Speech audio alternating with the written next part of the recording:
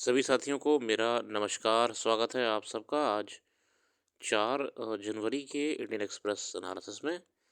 आइए शुरू करते हैं आज का एक्सप्रेस एनालिसिस बिना किसी देरी के।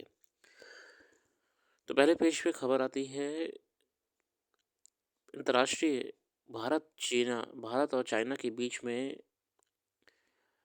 संबंधों में फिर से कुछ तीखापन धीरे-धीरे देखने को मिल रहा है, क्योंकि चाइना ने हाल ही में क्या करा है कि ब्रह्मपुत्र नदी पे बहुत बड़ी, आज तक की सबसे बड़ी डैम प्रोजेक्ट को अप्रूव कर दिया है।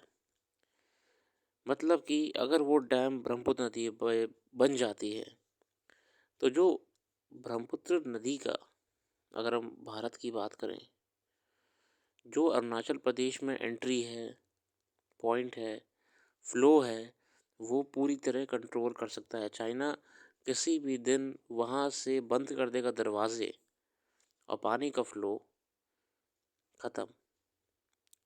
और ये कोई वाटर पावर जनरेशन प्रोजेक्ट नहीं है, ये क्लियर कट एक वॉरफेयर प्रोजेक्ट है। गेट्स को ही मैनेज कर करके वो बाढ़ भी ला सकता है पूर्वोत्तर के क्षेत्रों में।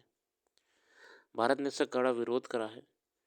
Days after Beijing cleared the construction of the world's largest dam on Brahmaputra River in Tibet, close to Indian border, raising concerns in lower riparian states India and Bangladesh। और इसके अलावा उसने नई 2 काउंटी भी बसाई हैं, तहसील समझ सकते हैं आप, तहसीलें। इसके अलावा खबर आती है more the flights to Thailand Malaysia as visa free entry spurs Indian traffic. तो वीज़ा फ्री एंट्री का फ़ायदा उठाते हुए कुछ भारतीय हमारे घूमने गए हैं इंडिया, थाईलैंड, इंडिया, मलेशिया, और उसी को लेके फ़्लाइट्स भी बढ़ रही हैं इस रूट पे। It shows that the number of Indians traveling to the countries has grown substantially in the wake of these measures, and airlines have jumped at the opportunity by significantly increasing capacity between India and the two countries by adding flights and destinations. In December quarter of 2024, the total number of flights in both directions between India and two countries rose 29.2% year on year to 14,409, with deployed seat capacity rising 26.6%, 28.02%, 28.02 lakh, according to an analysis of data from aviation analytics firm Cranium। तो अच्छी बात है, ऐसे ही trade tourism बढ़ता है देशों के बीच में। और यहाँ पे ब्रह्मपुत्र चाइना मुद्दे पे डिटेल में कवर करा है एक्सप्रेस ने। इन officials reached out the Chinese counterparts about sharing information in advance and consulting India in Bangladesh downstream countries। देखिए सीधे सीधे तौर पे वो वॉरफेयर के लिए कल को इस्तेमाल कर सकता है डैम को। गेट बंद खुल कर देगा, उतने में ही बाढ़ और सूखा दोनों देखने को मिल जाएगा। और इससे ना रिवर का कोर्स भी चेंज हो सकता है।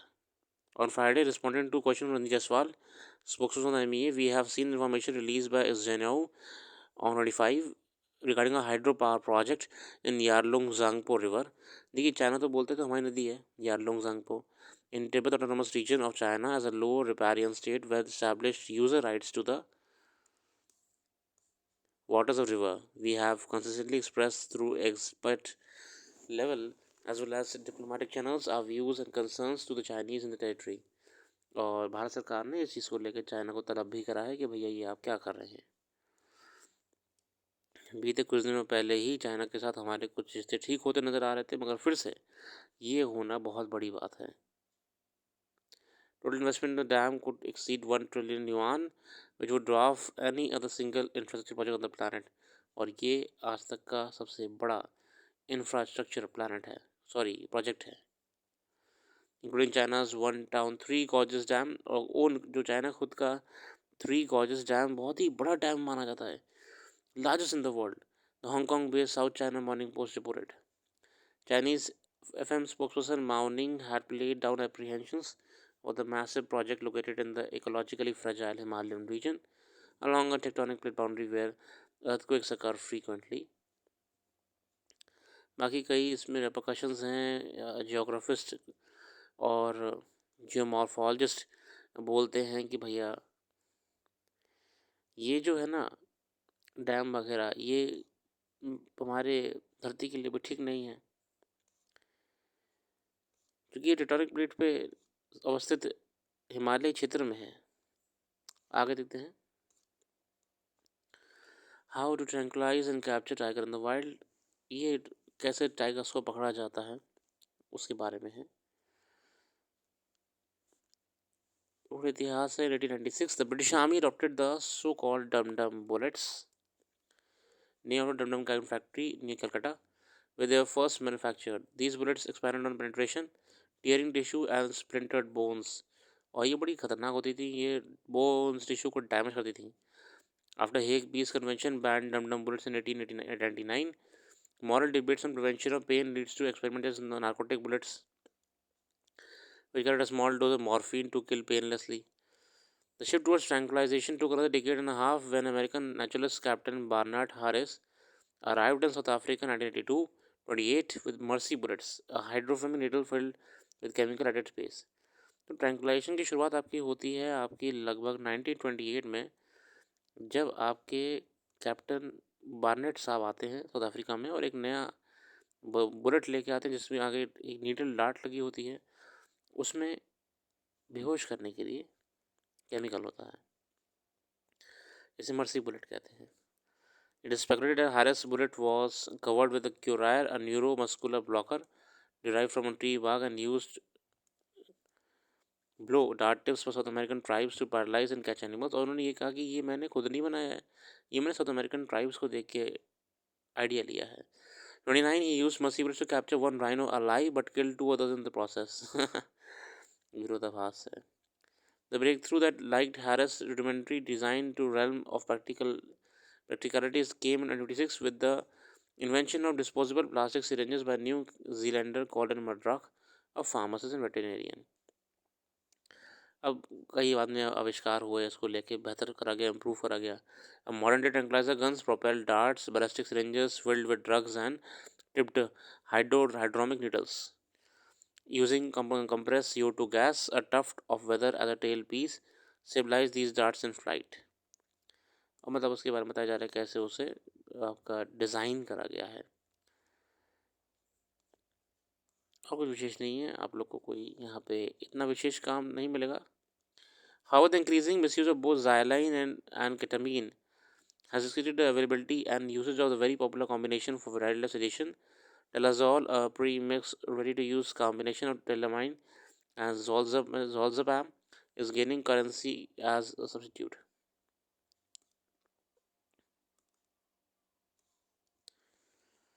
फिर यहाँ पे आर्टिकल एक मेंटल हेल्थ को लेके है, loneliness hits heal through the effect on protein levels. यहाँ पढ़ लीजिएगा, कुछ विशेष आर्टिकल नहीं है, मेंटल हेल्थ को लेके है। अब ये चाइना इशू को लेकर है, सांगपो डैम को लेके। देखिए,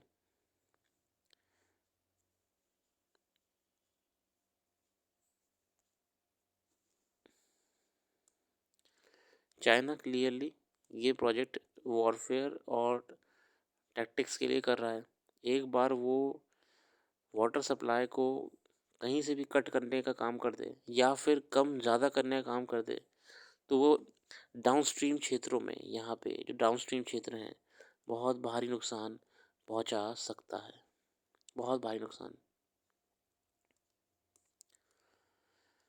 On December 25, the China approved the construction world's largest hydropower project on Yarlung Zangpo river in Tibet. On completion, the 60,000 megawatt project will have the capacity to produce 3 times the amount of electricity as world's largest hydro project, Three Gorges Dam, on the Yangtze River in central China। बहुत ही बड़ा project होगा hydro power के रूप में, पूरे क्षेत्र को power generate करके देगा। और ये at the great bend Yarlung Tsangpo makes a U turn in Medog county before entering Arunachal Pradesh. और ये सोचिए आप कितनी कितनी स्ट्रेटेजिक लोकेशन पे बना रहा है, बिल्कुल यहाँ वहाँ नहीं बना रहा, एकदम यहाँ पे। आप समझ सकते हैं कि मैटर कितना सीरियस है। What are specific concerns for India? The dam could impact the flow of water from China to India, the lower riparian states, The bulk of water in the Brahmaputra system comes from Tibet. Also, going by experience of other large dams, they always lead to other negative consequences. और यहाँ सिर्फ पानी की बात नहीं है, इसके बहुत नेगेटिव कॉन्सिक्वेंस भी हो सकते हैं। इस क्षेत्र में अस्थिरता बढ़ सकती है टेक्टोनिकली। जियोमॉर्फोलॉजी में आप पढ़ेंगे कि डैम के होने से आसपास के क्षेत्रों में भी ना बहुत प्रेशर पड़ता है, दबाव पड़ता है। उससे नज़दीकी क्षेत्रों में लैंडस्लाइड्स, हल्के ट्रेमर्स वगैरह भी फील होते हैं। अल्टीमेटली खतरा तो फिर रहेगा इस पूरे क्षेत्र में हमेशा।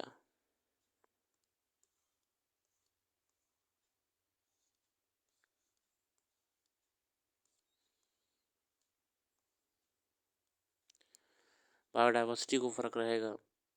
The region is among the world's most ecologically fragile and earthquake-prone. Can't have recalled that a landslide in 2004 had created the glacial Parechu Lake in Tibetan Himalayas near Himachal Pradesh. After Chinese alerted India, the level of lake was monitored daily. The lake burst in June 2005 and sent a large volume of water down the Satluj, but timely coordination and planning helped limit the damage. 2004 में सोचिए आप, एक हिमाचल प्रदेश में परेचू lake भी ऐसी बना था, जो कि 2005 में देखिए आपको तो ग्लेशियर लेक आउटबर्स्ट का सर्वे करा जाता है कि कहाँ कहाँ बने हुए हैं, क्योंकि वो कभी भी किसी बड़ी स्थिति में, कोई क्लाइमेटिकल स्थिति होने में नीचे के क्षेत्रों में बाढ़ ला सकते हैं।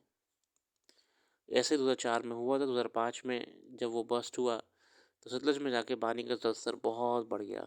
हालांकि एजेंसियों ने कोऑर्डिनेट करके समय रहते नुकसान को कम कर लिया था। और चाइना ने इन्फॉर्म करा था भारत सरकार को कि देख लीजिए। Anyway, Satluj MOU was filed after the Parechu incident. However, China did not agree to round the year provision of data and the MOU is currently pending renewal.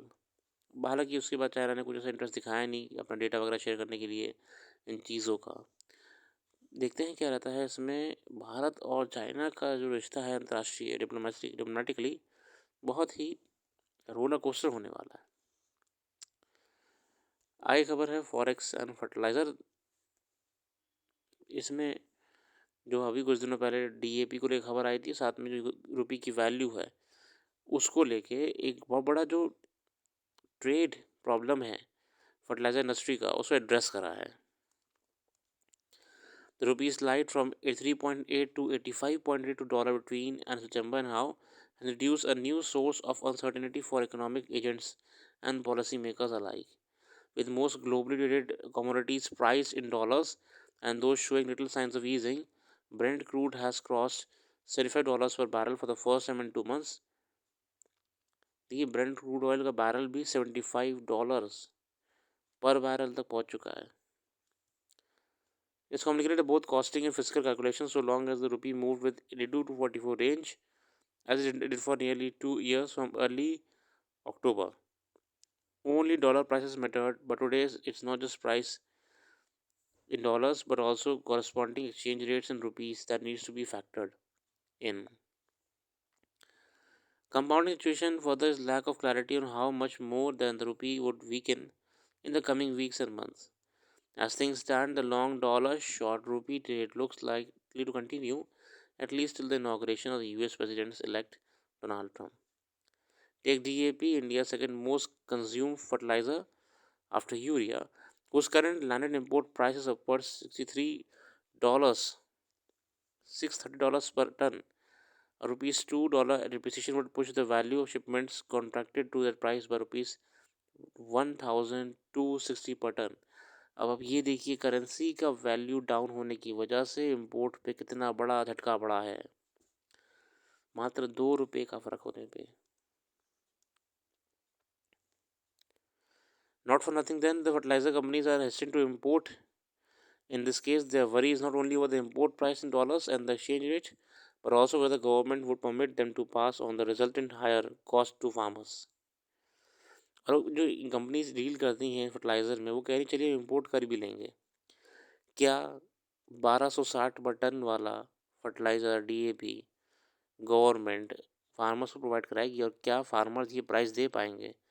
और अगर फार्मर्स ये प्राइस नहीं दे पाएंगे तो क्या गवर्नमेंट इसे subsidise करेगी? तो क्या गवर्नमेंट बीच वाला झटका झेलेगी, जो प्रेशर बीच में आएगा? The government on the other hand does not want companies to increase the maximum retail price. उल्टा गवर्नमेंट ने हाल ही में ये भी कर दिया था कि एमआरपी अब बढ़ा नहीं सकते।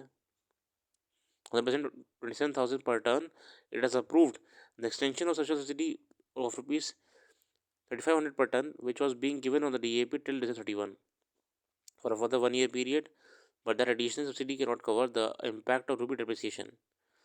If then leaves only two choices of either allowing an MRP hike or government incurring an even higher fertilizer subsidy.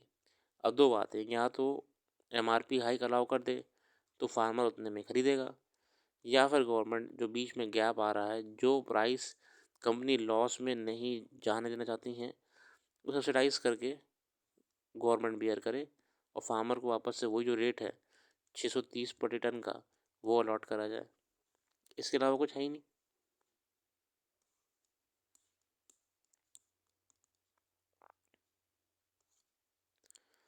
अगर देखते हैं साउथ कोरिया में इम्पीचमेंट के बाद राष्ट्रपति जी को अरेस्ट करने के लिए बहुत ही कॉम्प्लिकेशन चल रहे हैं।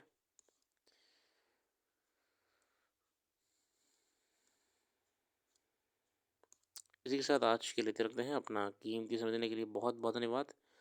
कल फिर आएंगे नई वीडियो के साथ, जुड़े रहिए और वेबसाइट को भी समय समय पे विजिट करते रहा करिए।